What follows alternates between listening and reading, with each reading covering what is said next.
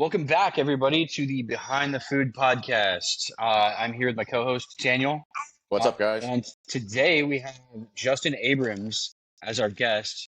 Justin and I met because I did his podcast a while back, um, and then we've developed a friendship like via Yeah, buddy. LinkedIn and Hell yeah. other stuff. And um, you told me recently, like right before we booked you to come on this podcast, you were like, "Oh yeah, I started getting involved with this restaurant group." Um, And I was like, oh, restaurants, sweet. I want you to come on my podcast because we honestly haven't had a lot of people from the restaurant space, ironically, on our podcast, considering me and Daniel like started in the restaurant space. Totally. It's been a lot of CPG people. Yeah, I get it. Lots of them. So I'm really excited to do this. Why don't we like open it up with you just tell everyone about like the brand that you're involved with now and like what your role is with that. Yeah, sure. Well, I'm stoked to be here. You know my jam with the podcast. It's like my muse of my professional life. I like fully love these things. So thanks for having me on the show. I love our fourth wheel for today. I should have brought my baby as well. Yes. Adorable. Yeah, so I'm Justin Abrams. Everybody calls me Cousin Justin. By day, I run a company called Cause of a Kind. We build software and websites for you, for them, for us, for whoever needs that type of technology to enter into their life, which is a direct attachment to my new endeavor, which is with a poke and bubble tea franchise called the Pink Fin here on Long Island. And so I'm always very much interested in my core competency, which is zero to market. It's also what my podcast Strictly from Nowhere is about and what our first conversation was about, Jimmy, which is like the early trials and tribulations of building a business from zero to market. It's somewhat of a specialty, somewhat of an amusement for me. It's something that I've become quite good at and developed a really tough skin over, is how to take businesses from zero to market. So lots of things in my world that are starting to develop, one of which is my new entrance into food and beverage, hospitality, real estate, which is all this like little franchise around the restaurant industry. So my experience historically really has nothing to do with food and beverage or hospitality or real estate or any of these things that a franchise is going to leverage for sure. But I think what is really interesting is I build a ton of digital real estate. I build a ton of digital hospitality experiences. So all of that really kind of translates to one thing, which is what is best for the consumer experience, whether that's, a digital transaction or hand-to-hand combat or whatever that might be. So it's really a very interesting opportunity for me and my partner, who's the CTO of Cause of a Kind, Mike Rispoli. We're blessed to have a network that kind of just taps into us for our skills and our knowledge. And so that's really how I found my way into the Pink Fin. It is run and owned by a group of our dear friends right here on Long Island who just had a vision for how they wanted to run the program and leverage my skills and Mike's skills. And really our responsibilities are twofold with the business. My responsibility as the chief marketing officer of the Pink Fin is to really evangelize the brand, build a digital presence, try and experiment with different things across omni-channel marketing and try to figure out how we can make a stronghold within the community. And then my partner's expertise is building the software ecosystem that the franchise is going to leverage. So the vision really has to do with, goods and expenses. It might have to do with transitioning product from one store to another. It might have to do with staffing and payroll. It might have to do with time and materials within the business. It might have to do with area opportunities for real estate plays, like all sorts of things that the technology is really designed to help the business leverage technology and try and make better decisions. So we really have two angles that we approach it. I, of course, am a technologist, non-technical at best. But the two of us together come into this new endeavor to really try and give our skills to a very traditional, call it franchise model. As of right now, it's all four of these locations are owned under the same entity. We're building the franchise model for other folks to provide outside funding and own a location on their own to get more into the traditional model. Lots of building standard operating procedures, lots of figuring out formations and things that are kind of outside of my daily responsibility. But it's like really amazing to actually watch your friends cook on an idea and kind of everybody bring their expertise together. So another way I'm building from zero to market, I guess. That's super fascinating. And from my experience, like working in the restaurant space, there needs to be a lot of shakeup, and there are people doing it right now. For example, when it comes to like third party order integration, right? So you're talking your Uber Eats, Grubhub, DoorDash, Postmates. Some of those integration tools don't always work so great, trying to get them all to play nice together, especially when you're talking about multiple units, right? So you got 4 units and you're trying to make them all sing which order is going to which unit, which is closer to the customer, right? So yeah, there's a lot of need there, and I'm really curious to see like how you guys solve some of these, kind of tricky technical problems that like multi-unit chains kind of deal with. What's really interesting is man, you got to play in those arenas as a business because that's where really consumer attention is and the expectation and the opportunity to advertise and surface your product and run different deals and specials and the convenience to the customer. And they're already subscribed there. And there's like 1,000 ways to die without using those applications. So, of course, we leverage those in the local community. They provide their benefits. They all have like an onboarding lift. They all have restrictions. They all want their own photography. They all want their own menu descriptions. It's really like I've been watching. It's a heck of a lift. And then watching those kind of integrate to the point of sale experience, which I believe is through Clover right now. And like it's not trivial at all. But what I also find very fascinating is that lots of brands, especially in the franchise arena, I was just looking at 2 yesterday, one of which is a customer, which is Chili's, the restaurant behemoth, and the other is Shake Shack. And you're watching these types of businesses take the topic of like ordering and distribution to local communities into their own hands. So they've built their own custom infrastructure to really be able to supply directly to consumers. They can control the benefits. They can control everything from like the discount of the day to the proximity to what's happening in holiday or seasonality, like lots of infrastructure. So I find it very fascinating that if small businesses kind of take a little bit of a play out of big business and enterprise style, you're watching these businesses own their infrastructure. They may still pay to play. Like you can for sure go and order from Chili's or for sure order from Shake Shack through a DoorDash or Grubhub or whatever else. But you also can go to either of those websites, plug in your proximity, make your little account, and now you're ordering directly from the entity. You're probably saving on crazy service fees. You're probably not getting inflated pricing. You probably get benefits and points to like keep you engaged in their platform. So lots of reasons that you're going to start to see the consumer market choose their affinities. Like where is my allegiance? If I'm ordering from, let's say, a Shake Shack on a weekly basis, and I can get discounts, benefits, loyalties, whatever else, just by doing that shopping experience directly with them, you're going to start to see some market share come away from the aggregates, which are like the DoorDashes of the world. I also think that we're in like a very interesting time for the consumer experience. People are a little bit squeezed at home. Those businesses are super squeezed, right? So you're starting to see Totally. like there's this thing that's happening, which is like the consumer needs to be super conservative. Like Jimmy, like you, I got a big family. So like thinking about where you're going to order from, like every dollar does matter. And so the logistics and the infrastructure and like building something once to own it rather than just like perpetually subscribing, you now kind of turn this into what kind of every business needs to think of themselves as these days, which is like you're a tech company.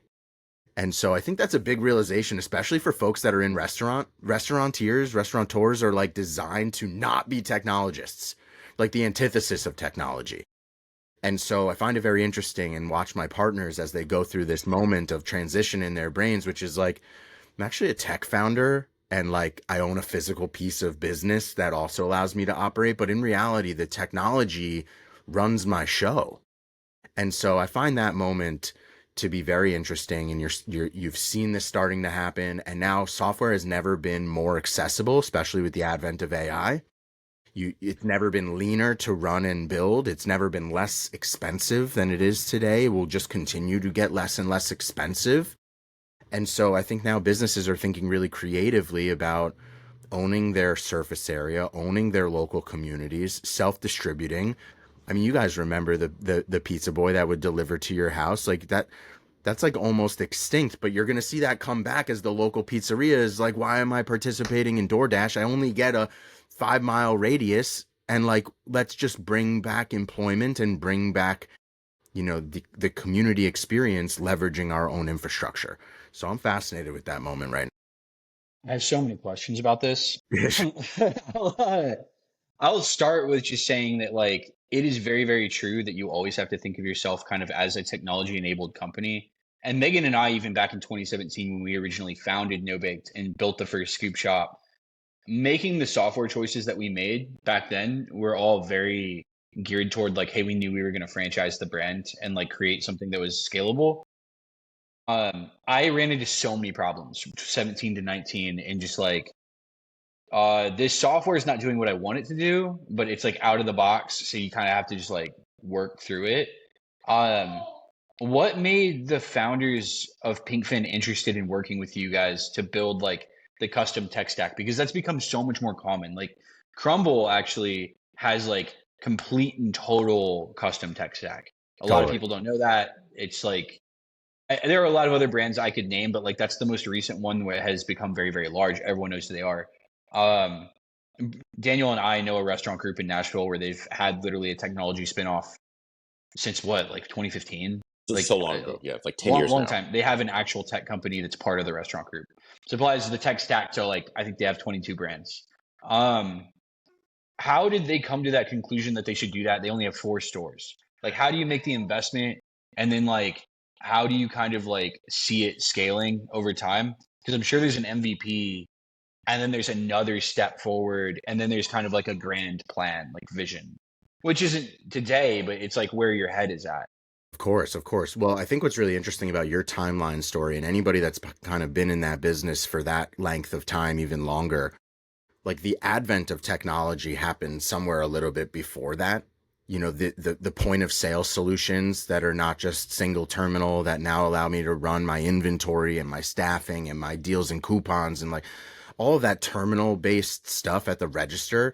That's all like new. That's like within the last 10 years, and you saw some incumbents that came into the space, and now you start to see all these different platforms as a service come into the mix. You got like Clover and Shopify's got a point of sale, and you got Square and like all these different businesses that really kind of leveraged the relationship between the point of sale experience and that customer experience, the inventory management, like all of those things started to come together.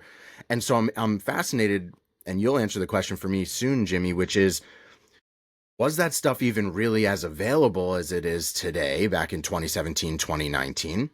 You might have had to make some new decisions about technology along the way, things that would have been able to service you guys better. Web experiences have changed, so what you were able to do in 2017 is quite different from what you can do here in 2025.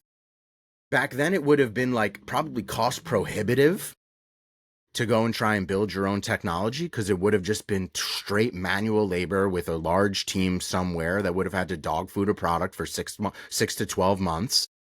And so the speed of iteration for today, the speed of getting to that first prototyped product to try and catch some user feedback, even from your partners, like that's happening in order of days and weeks now. Whereas in 2017, that would have been months and years. And so what I find very interesting about my partners, none of this was by accident. My partners are in the payment processing business. That's their core business. They have like thousands of locations to where they've sold their terminals into. And so they kind of saw the writing on the wall as they were expanding their own portfolios to say like they're already in the technology space.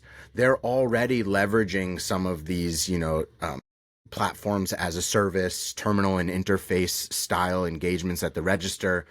And I think like they had like this spark idea, which is, why can't we just build this for ourselves and then resell this software as a solution to other franchise owners, resell the marketing methodology to other franchise owners?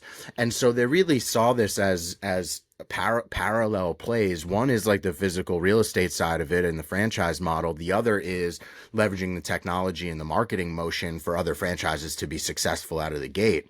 And so it was really kind of their idea. It's the right timeline. Like, had they thought about this years ago, it would have been cost prohibitive. You would have had to raise a serious amount of funding to try and just go and build this technology spinoff. But now you're in a moment where a couple of conversations get you to a prototype solution, and now you're in the prime time. And I'm like playing it down quite a bit. Like it's definitely rigorous. You have to have a technologist that's going to pull the levers that is going to utilize AI to try and build this at a pace and make it functional and make it safe for people to use. And like, it's not trivial, but the capabilities of speed, my partners were very much aware of and what is possible. And it was also very much a beginning of like, tell me if we're too early. Like tell me if this is not really going to be possible at the moment, and we'll kind of stick to the old way. And that conversation, that flexibility, the curiosity from a non-technical individual that's just aware. You said it a minute ago, Jimmy, like to be at least technology forward, to have the realization that like most businesses are built on technology and have the curiosity of how much and how much more can tech do for ourselves if we kind of own the infrastructure. So their curiosity really took us down this path. I have a follow-up question to that, which is like playing on the first things that you were saying sort of around like order management from like the third parties, like Daniel was asking you about. And then there's this software piece. And there's all these things that you're saying that just like continue to drive me toward this theory that I have sort of formed over the last like maybe 5 years, which is that like AI and like the enablement of technology seems to slowly drive us toward a world that rather than like aggregating more, will fracture more. Mm. Like at a certain point, like why does it even make sense to like buy software from someone when I can like build my own software? At what point does it make sense to like have a pizza delivery guy on staff rather than like pay DoorDash to like do the same thing? Like I think we're like moving toward this direction. Or screw the pizza delivery guy. What if I throw my Neo robot in my self-driving car and it delivers the pizza for me? Like that feels like it's coming, and like it gives me a lot of hope because I feel like as things fragment out, it gives people the tools to say like I'm going to build a business today and immediately be dangerous, immediately create something that like can actually compete with the big guys. Like I can start a pizza chain, I can compete with Domino's, like I can do whatever I need to do. There are a lot of other pieces to that, like supply chain and like physical stuff that's kind of hard to, I think, iterate on or like innovate on. But at the same time, it's like you see like the robotics, you see the self-driving cars, and you're like, oh, like will this at some point become a thing where like people should hire someone like yourself and just be like, I'm going to build my own software for my own franchise system or like whatever else it is? Because like the more people I even sell franchises to since we started reactivating that in July, like August, everyone I've talked to and had a conversation with, especially the investors in Novix that already own shares in the company, they're all talking about like, well, I don't know if my job's going to be here in like 5 or 10 years, but like at least this like shop will be, which is a really weird conversation to get into with people where like entrepreneurship is kind of like their way out, so to speak, and like their safety net. Do you have like thoughts on that? On like the fragmentation of it all and the fact that like maybe one day people build their own stuff just in Yeah. general? I mean, I think one day of building your own stuff is already here.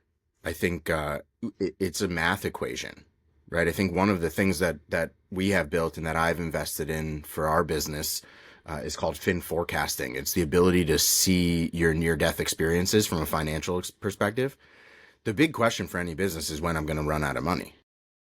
And so if you knew that you were not going to run out of money, if you're able to forecast far enough in the future, you can simulate your scenarios, you can figure out well in advance where your lines of credit are coming from, where you need investment backing from, what your roadmap looks like. And if you could price that out, what's it going to be as a tax on the business?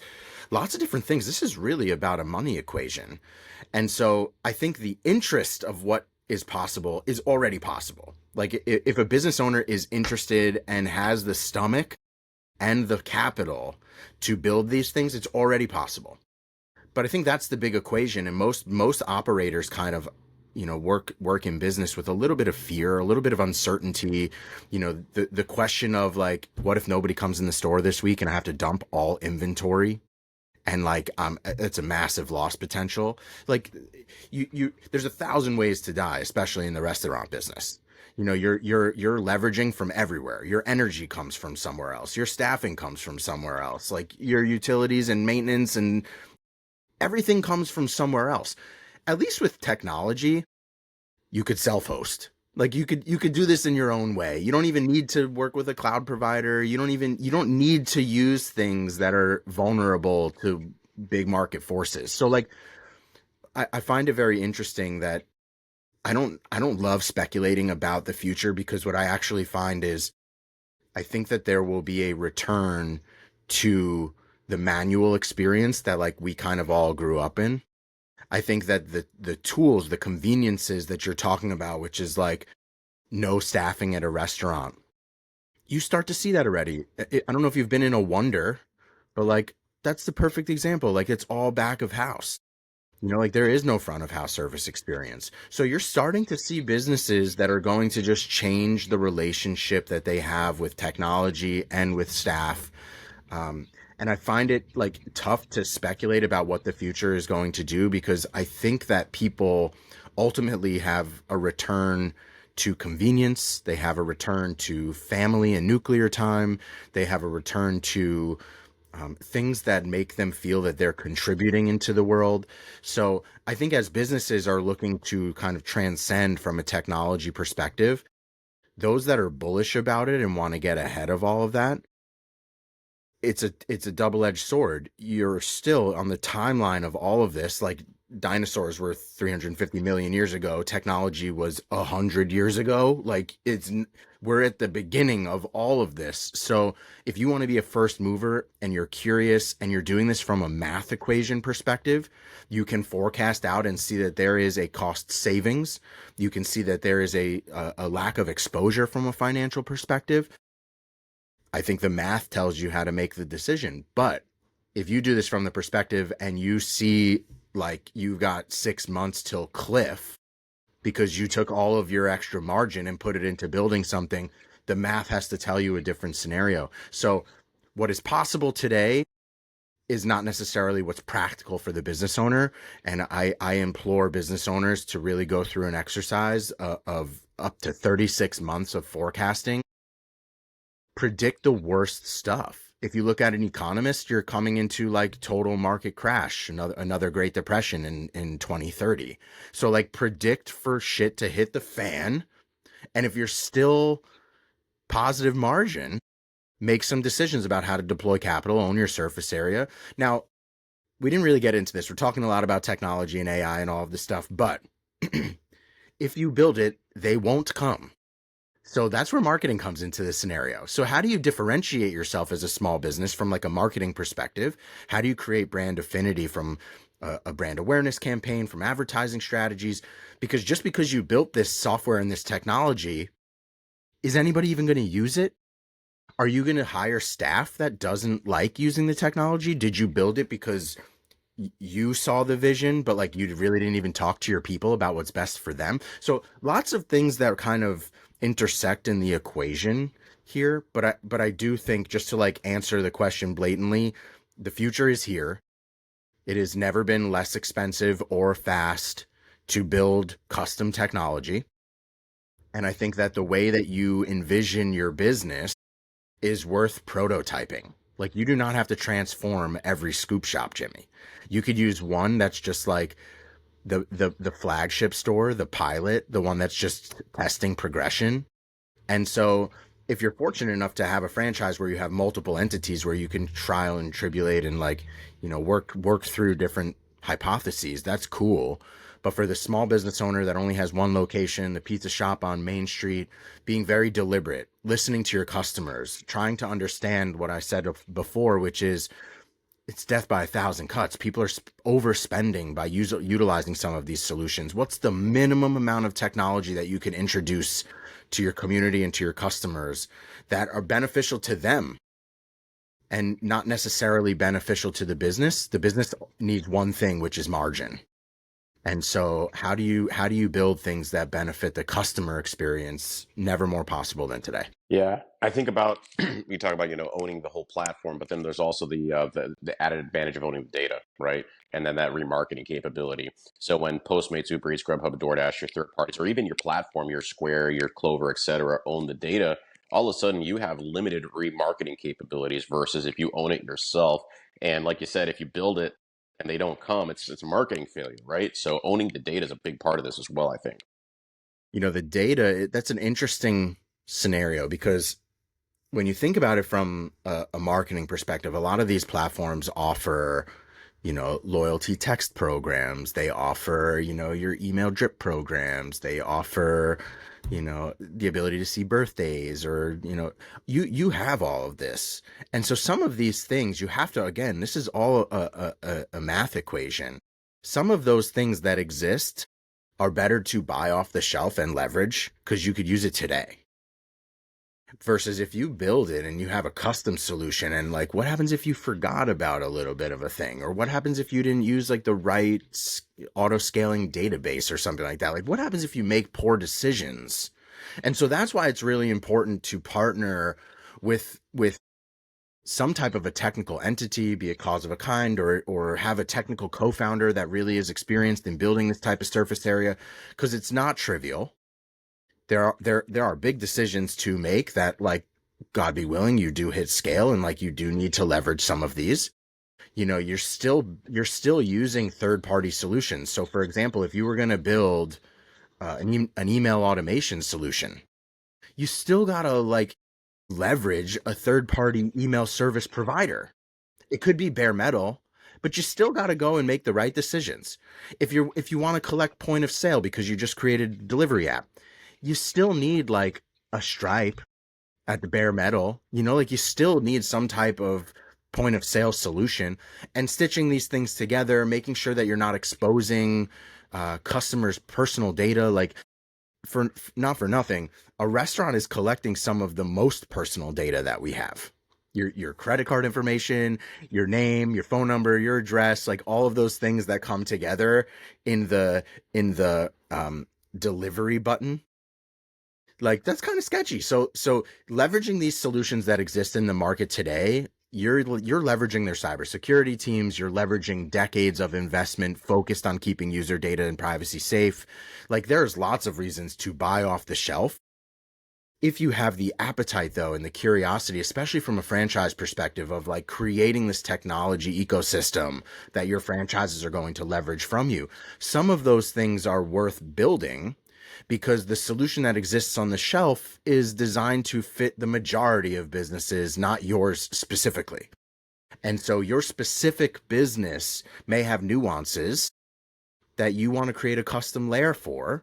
It doesn't mean that you have to do the entire tech stack. Like there are some things I would say you should buy that, not build that, because it would just be untenable.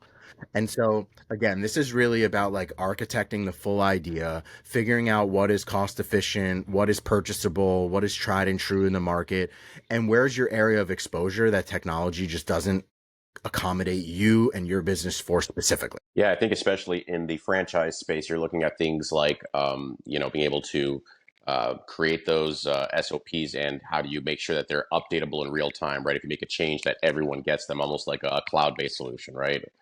Things like Train will kind of do this on a macro level, but then like those things are something that make sense in your instance or your case to like build that layer yourself versus buying that piece.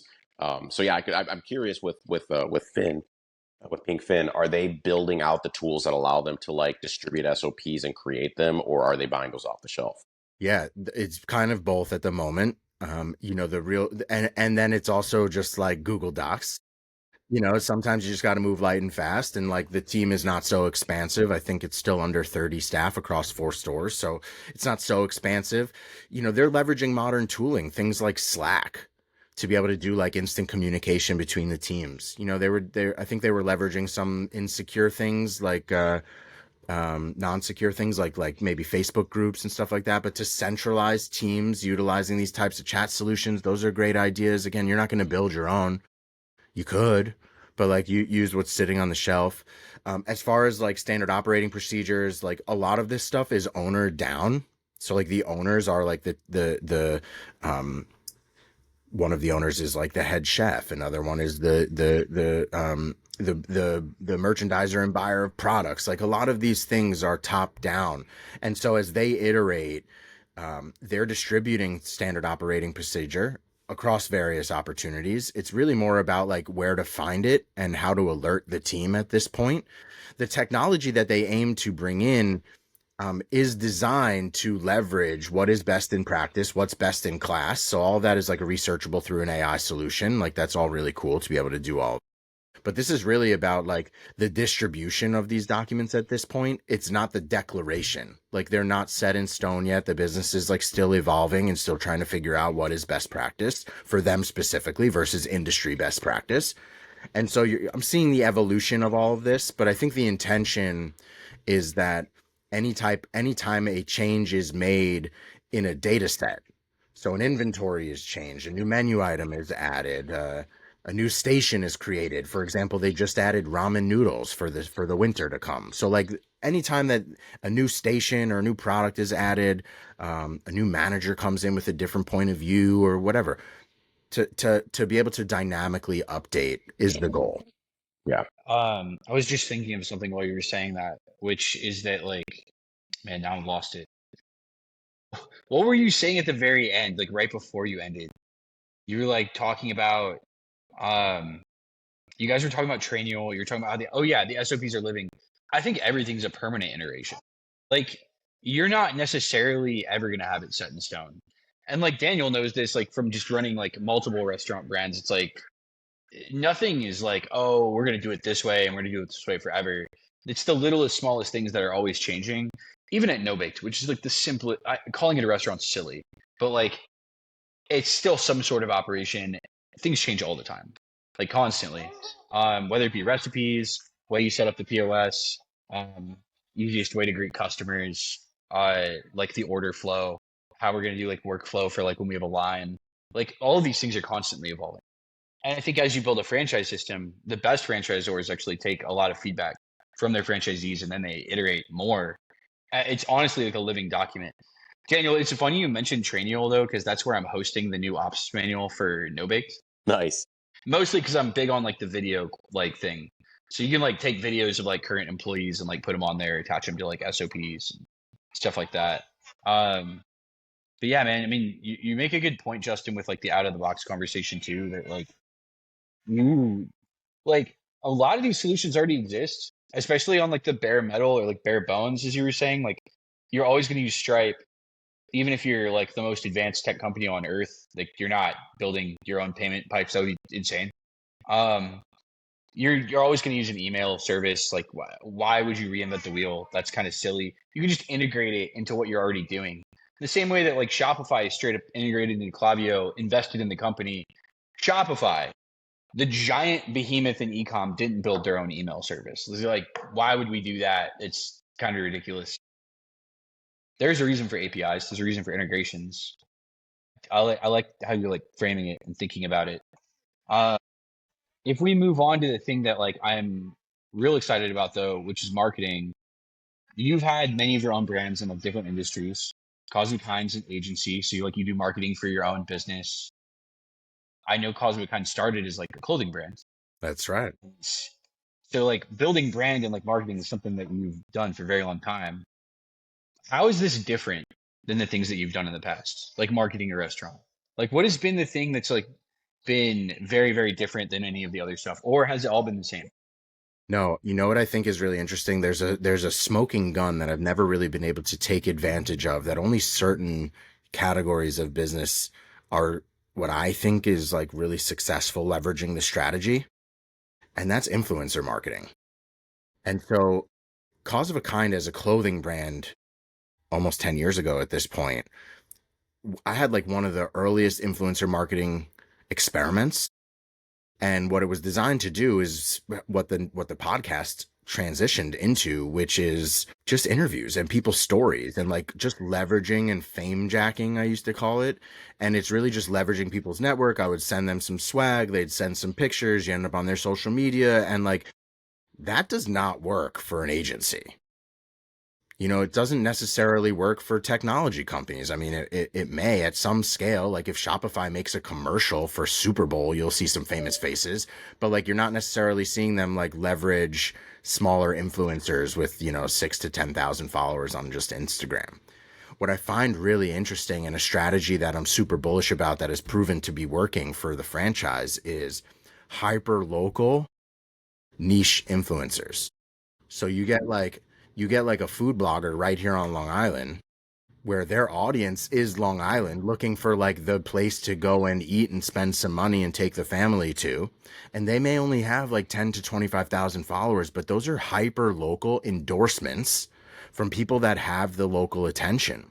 And so this is the first time that that strategy has I've been able to deploy that strategy like full stop. Not that I wasn't curious, not that I didn't know about it, not that I didn't try it in different avenues, but like I'm very aware that there are really no influencers to help my service business, but there are a ton of influencers to come and eat a meal, experience the brand, experience the store, and like give your pizza review, so to speak, tip the hat. And so I think that that strategy has been so fascinating to me. First of all, the influencer economy, like whoa, like that to me is so interesting. I'm like I'm almost interested in becoming an influencer myself I have for some food and fun beverage. people you can talk to about that. It's really wild. Like it's totally a legitimate way of running a business. You can offer ancillary services. A lot of these guys are really savvy with social media and omni-channel marketing. So it's a really nice way of offering value first, which is let me get you exposure. Let me see if that is the right fit for my platform and my brand. And if it's successful, let me attach to you. I just love that service business that's leveraged. That's kind of like fame jacking yourself. You're leveraging your own face and fame. And so that is probably the most bullish or out of the box strategy that the franchise is deploying is every month we're bringing in influencers from the local community to talk about the brand and drive foot traffic, especially around different holidays and events. And like we just went through a bunch, we'll do another big push around Thanksgiving and Christmas. And like that's fascinating to deploy cash to and watch the return on that investment. It's also the least expensive in comparison to just like spray and pray advertising. As you can imagine, we're also everywhere. I'm on Facebook advertising, Instagram, LinkedIn, not LinkedIn, TikTok, Google paid ads, Google shopping ads, like kind of everywhere. Local hyper search, like there's nothing that we're not doing from an omni-channel perspective. But the one thing that's new is that influencer marketing strategy, and I'm like really bullish on that. I think it's really cool. Here in Nashville, we've got like 5 or 6 big accounts that target Nashville, their local influencers. And one of them recently did something that really blew my mind. He created his own branded food festival where he brought in his Smart, favorite like 20 local restaurants. He sold the whole festival in like an hour, so smart. right? It was incredible. Like you said, he offered a service beyond just like the traditional influencer marketing piece where you eat the food and you describe the experience and you give your honest opinion of it. So yeah, I think there's a lot of growth in that economy in terms of like the offerings that influencers are going to create beyond just the traditional, like, hey, I'm reviewing the food in the restaurant and this is what I think. You just Yeah, said and something. You just said something really interesting that I got to double down on. There's a big difference between Nashville and Long Island, like just the middle of Long Island. Nashville might be more comparable to Manhattan from what I'm about to say, which is very touristy, very transient, very weekend warrior, very bachelorette party. Like there's lots of reasons to go visit Nashville and then leave. And so from that tourist economy, how are people getting influenced as to where they should go spend their money from an entertainment perspective, from food and beverage, from nightlife, from whatever? A little bit different from you're like in the middle of Ronkonkoma on Long Island, where you're really just tapping into the local community that lives there, maybe the commuter community that's going into Manhattan from the local large train station.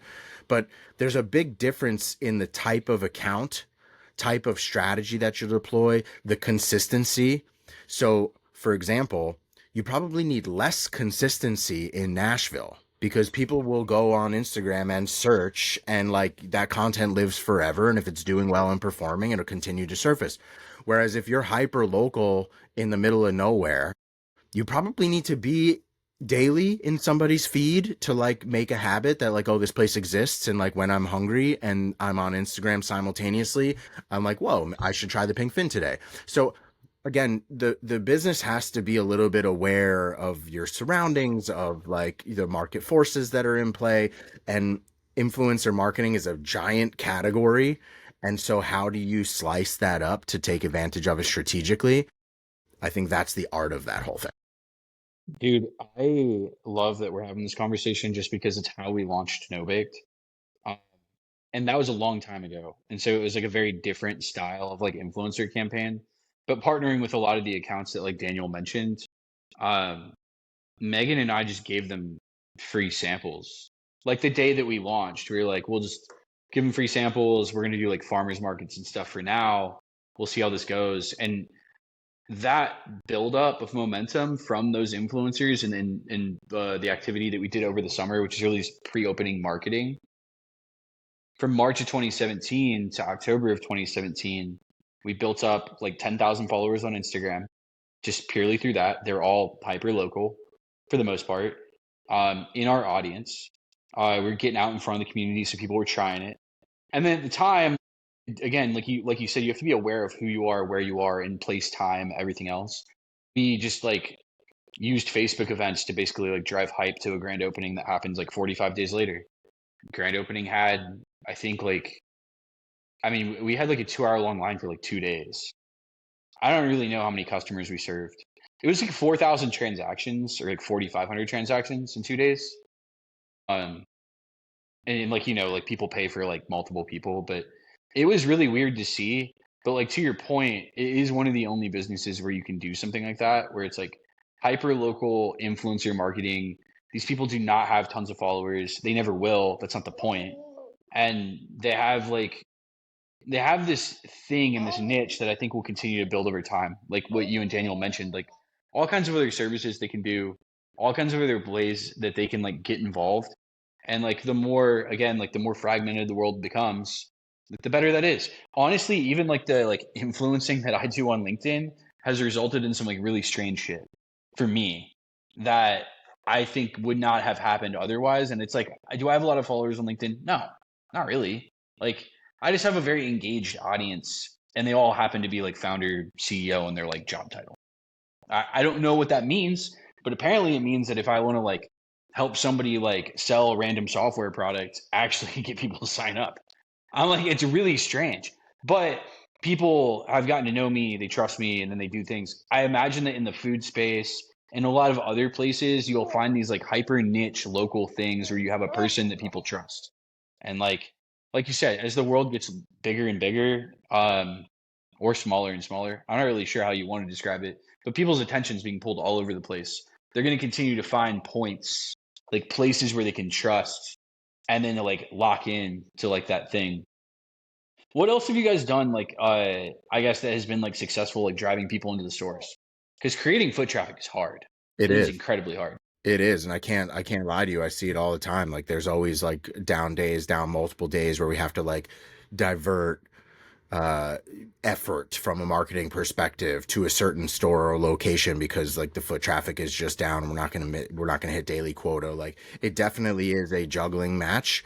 One of the things that I think works incredibly strategically is, of course, you have the option of pay to play. So a lot of these social platforms where attention is granted, you can pay to push yourself to new audiences in those locations, but also to your existing audience.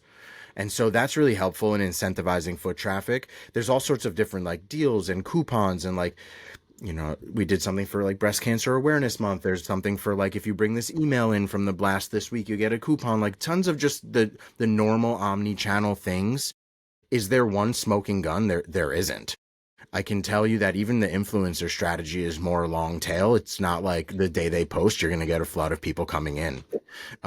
What I do find very interesting is that these stores are in strategic locations where there are public events that are happening. So those are really good for brand awareness. The problem with those types of events is if my back was turned to the store and I saw the taco spot across the street and I spent my money over there, you're not going to go and buy a second meal. You'd be like, oh, there's the Pink Fin or whatever else. So like there is no real smoking gun of the equation. What I do find very interesting in like in the influencer category is the founder-led influencer. And so I think businesses are going to start to come back to putting your name on the door. You see this, like some of the most recognizable brands in history are the original creator's name. And so I think we've come away from that. Like businesses try to find something cheeky, some one word brand that's going to like live forever. But like, what if it was Theme and Cookie Dough? You know what I'm saying? Like, and like you are the evangelist of the brand, and like it would still be the same product, but like there is no question of where your dedication, time, and commitment is. You know, we have a very, very famous Italian ISIS spot here on Long Island. Two actually, one's called Rita's, one's called Ralph's. Like you don't even call it Italian ISIS. You just say I'm going to Ralph's, and Yeah, like or you say you're going to Rita's. I'm going to read it. Like You know, like these are just very famous. famous examples of like hanging your hat on the wall. And I think those are really interesting, like founder led opportunities about putting your name on the door. And so again, while that doesn't really answer the question of what is driving daily foot traffic, because I truly like I don't know if anybody has a true answer to that. Like some days you're just like, what the F? Like I don't know why nothing is working. But other days you're like, I don't know what I did, and there's a line out the door. And so the only thing that I really kind of see, because I'm drinking my own juice here for my own brand, is the founder led motion. And so what I implore my business partners to do in any endeavor that I'm in is you kind of have to sacrifice your soul to the algorithm. Like you are have the capability of talking about this ad nauseum, but your vendor has other clients and like you're not their sole focus and like you're just on a schedule and I got a 2 day lag before I can push out a new piece of content or whatever. So the founder really needs to take it into their own hands, and I'll double down on that. Guerrilla marketing is not dead, folks. Like get off your ass, get out of the office, step away from the computer, go and stand on Main Street and talk to people. That shit matters, especially if you're literally a real estate play, like you're a franchise. You could stand outside the door of your business and everybody that walks by, talk to them. You don't have to give them anything. You don't have to have an exchange. There's no value exchange. There's just talk to people. You know, like when we grew up, even when our parents grew up, you walk down Main Street, everybody knows each other. Now, given there was probably only one nail salon, now there's like five on one street. You know, there's only one pizzeria in town. Now there's five. So the competition is definitely important. But this founder led, staff led, like one of the things that we aim to do at the Pink Fin when there's a down day and we're a little bit overstaffed, either transition that staff to a busy store that needs extra help or put them on the street. Talk to people coming off the train. Talk to people that are parking their cars in the parking lot. Have you heard about the Pink Fin? You know, like just spark a conversation. This does not have to be about making friends. This is really just an awareness play. So guerrilla marketing does work. You know, this can be everything from door-to-door solicitation. If you're I'm running a door-to-door solicitation with a local dry cleaning company that feels like he's a little bit upside down. Like you have a radius of customers that are willing to come and bring their dry cleaning to you. You have to go visit them at their homes and remind them that you exist. So think creatively. Most problems have been solved throughout history for how businesses have survived and thrived. I think what people are doing is there's a level of convenience and complacency right now, and we want the computer to ping the algorithm to allow these platforms to do the work for you. But dude, I'm born on hand-to-hand combat. Like if this business goes sour, I will literally go on the street. There are more businesses in my little town of Island Park than I would ever be able to service. So on my worst day, I'll go out and door knock and meet business owners and business decision makers. And like, I think that especially when you have a piece of real estate that you could camp outside of, pulling people in that are literally walking past your store. Have you ever heard about us? Have you tried this new slice? Have you tried this new flavor? Have you tried this new bowl? Like, that's the easiest, lowest cost, most efficient way of bringing foot traffic into a business. No question. Yeah, I think about what you said a lot in terms of like founder led marketing. And I think that it really fits into this idea of the CEO or the executive of the company being the one that's driving the majority of the sales, especially when you're young and you're small. I mean, you have to be the greatest salesman in the company. You have to be ready to go door to door, whatever that means in your instance, right? Maybe it means, you know, you're putting flyers in mailboxes, or if you're a tech company, maybe it means that you are, you know, cold DMing people on LinkedIn, right? But yeah, as the executive, you have to be the number one salesperson of the company. And I've never seen a model yet where that's replaceable. Like you can take the executive or the founder and like replace them in some way from a sales perspective. It just doesn't happen because you are the greatest advocate for that business, for that brand. Now, how about this? I've been staring at your hat the whole day, the whole time. When you have a undeniable slam dunk of a product, they will come.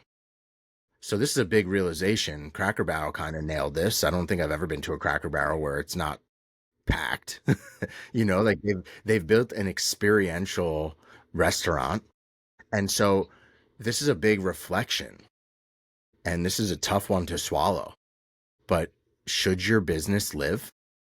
Just because you want it to doesn't mean that it has a place in the world. Same with technology. The graveyard of technology that I've built that exists in the world that people just could not find product market fit for. They had early adopters, a bunch of yes men, but like there really was no exchange of capital. There really was no, fully integrated in the community.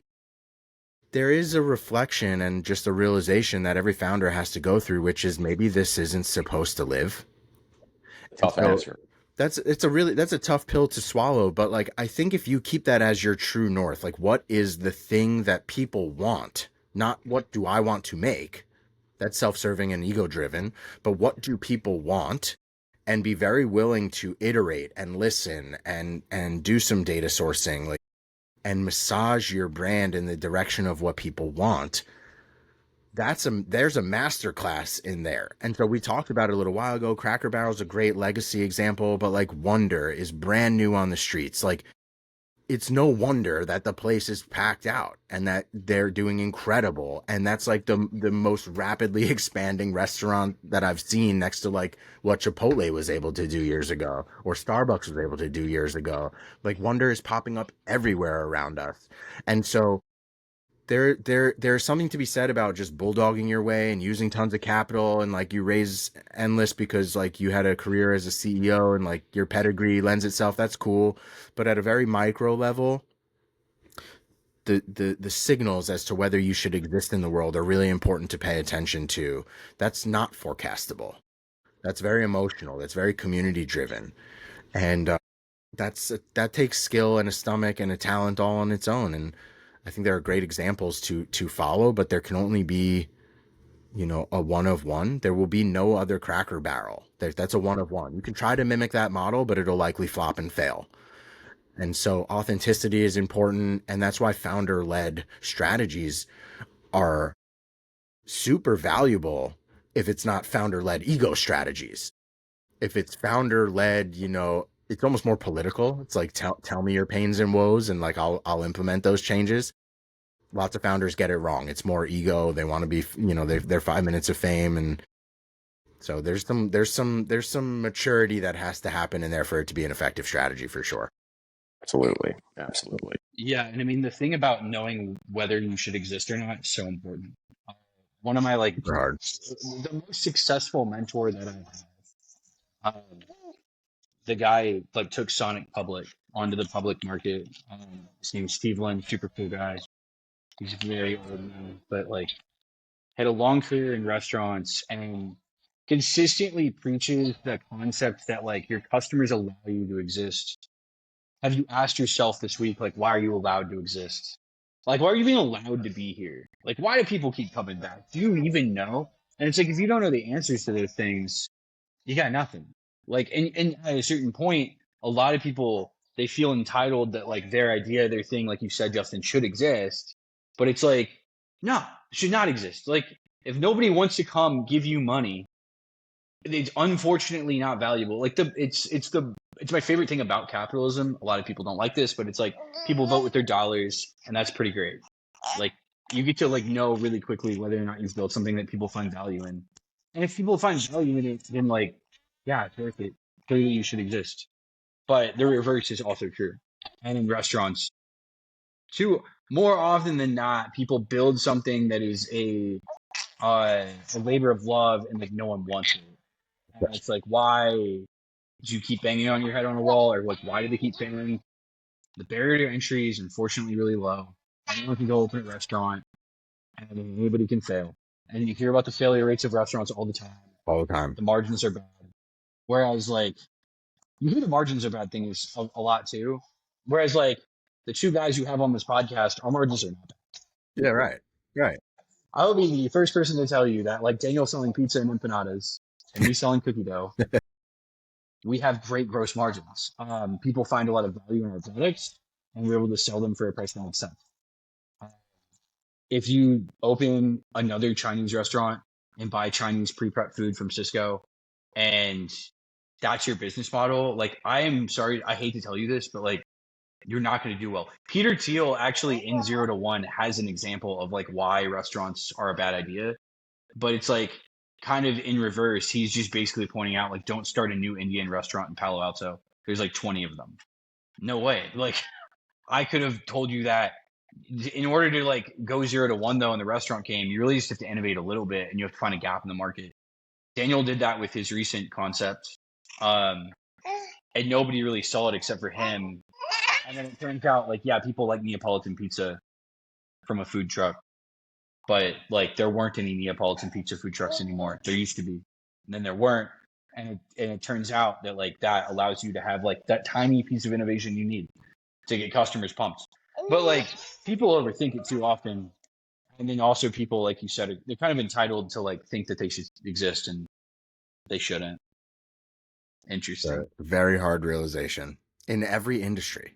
You know, like again, software, it's never been easier to build a piece of software. Your little wrinkle on an incumbent's big idea, you might have a really hard realization not too far away that like your idea probably isn't good enough.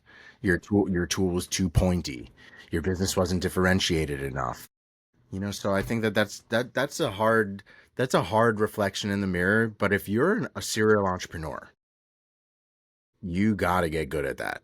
Like knowing when to call it quits, knowing when to fail, knowing when not to double down on investment capital or line of credit or some type of exposure, knowing when to lay people off so you can keep your margin, knowing when to not draw from your business so you can keep your margin. Like lots of different things that like unless you have been through that, you don't even know exist. And so there's a lot of learnings that have to take place in there. The three of us know them quite well, but I think in the restaurant business, it is like a big beaming, gleaming, can't miss it, scary as shit grand opening sign for lease, and like you're no longer existent overnight. And so it's really scary that future could come. You could have a heyday where like there were the right market forces, and like all of a sudden like my business is shit. 10 years later, something happened. Lots of different factors that are in there, but I think the biggest thing is to stay current, is to remain relevant, is to remain an asset to your community.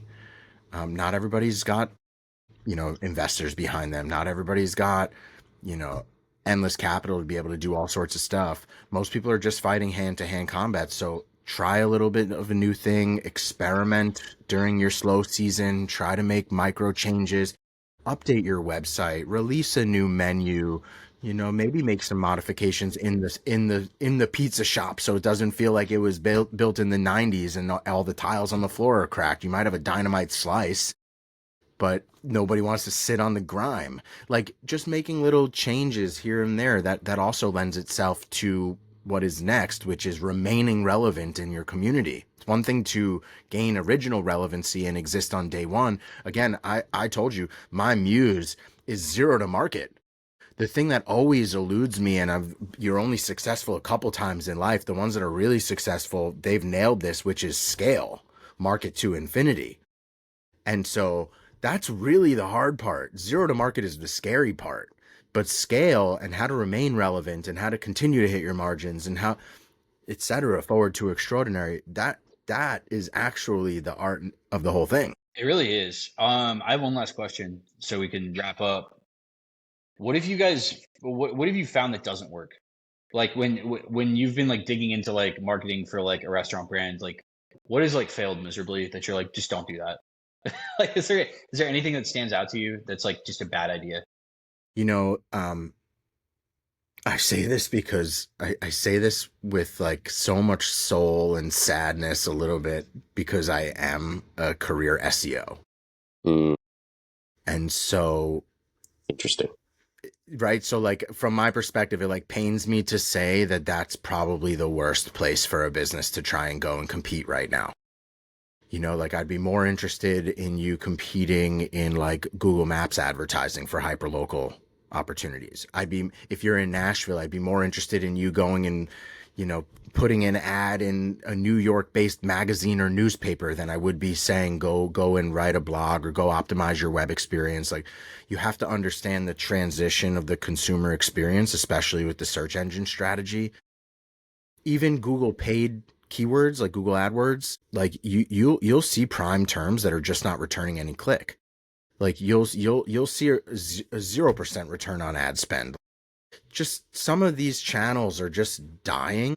And like, so you can go and play with your money and see for yourself, or you can just kind of do a little bit of just generic soul searching. Where would you go as a consumer to find out information about a local restaurant? You'd be more likely to go on Instagram so I could see pictures of the menu, so I could see the vibe, so I could see the location, so I could see the staff.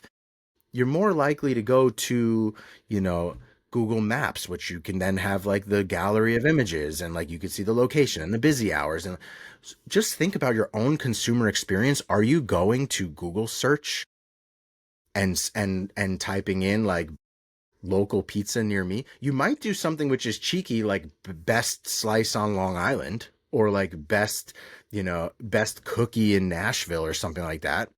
That's cool.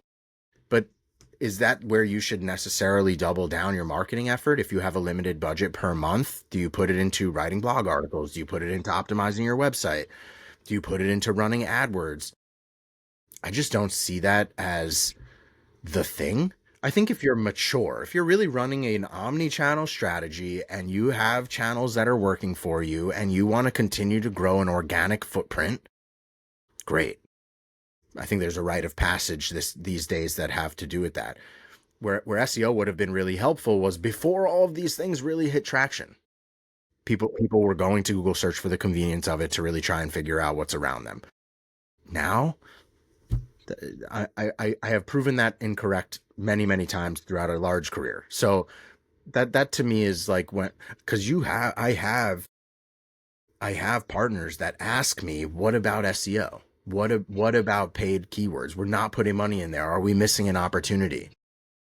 Sometimes there's only one way to know, which is to try and see how that works out. And you might get some false positives.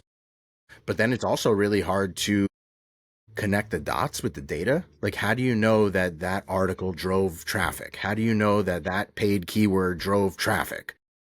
You don't. It's really hard. But you probably do know, like, hey, I saw you on Instagram. And like that's an immediate signal. So yeah, I find that like some of the traditional ways of digital marketing have fallen a little bit by the wayside. The things that are you must remain doing, but I'm not sure again of like the direct impact to foot traffic. Things like your email strategy. Like staying relevant in somebody's email, you're never closer to their pocket. Staying relevant in somebody's text message, you're never closer to their heart.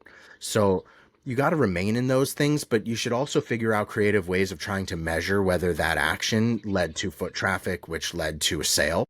And so you could do that with creative ways, different coupon offers. You could do that from like scan a QR or redeem this code at the register, or like use some other way, not just like brand awareness blasting, but I also don't see that those things are driving immediate traffic. And why? Because you get an email at 10 a.m. on a Thursday.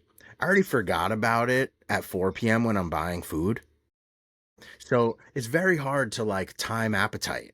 It's very hard to like time convenience. When am I driving past the store? And like, did I look at the phone at that moment?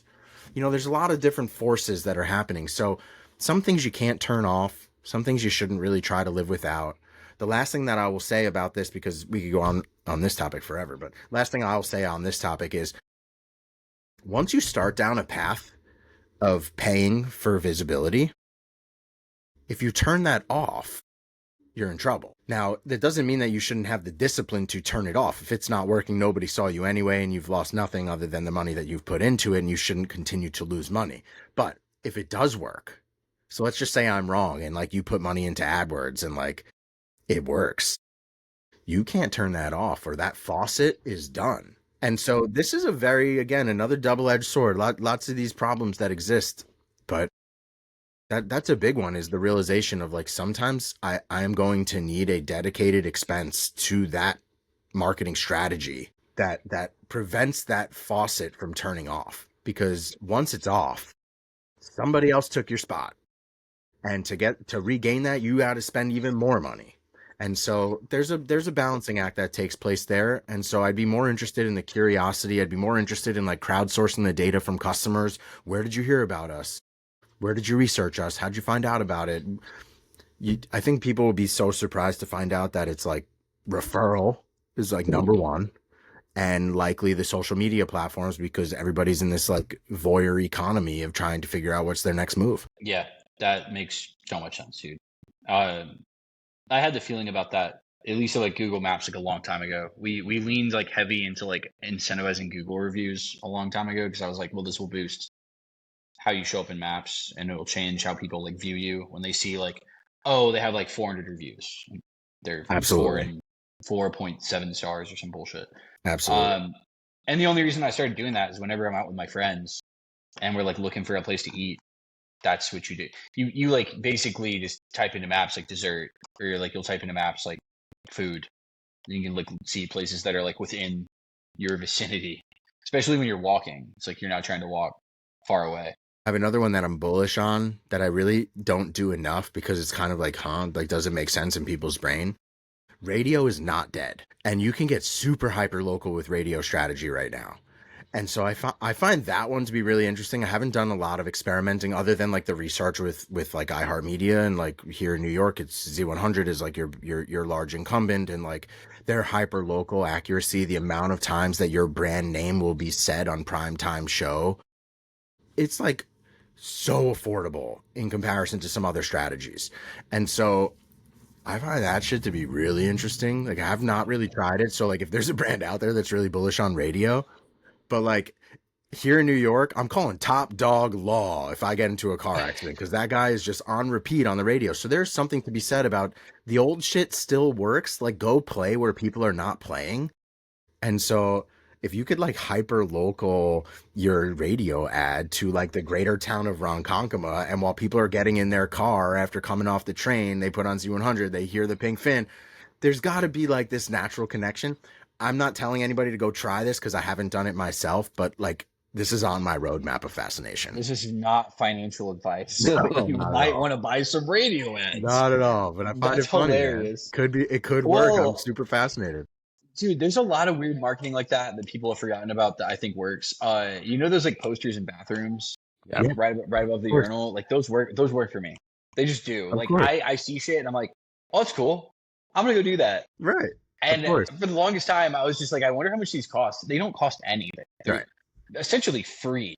Right. Like you can put an advertisement up in like an NFL stadium in one of the bathrooms for like $1,000. Like it's like, no, it's not a lot of money. And it's like, well, a lot of people go to the bathroom in the NFL stadium. I don't know, man, like might be worth it. Other stadiums, like if you could throw it in like a basketball stadium, like it's probably 100 events a year, like minimum. It's like people are gonna go, they're gonna see it.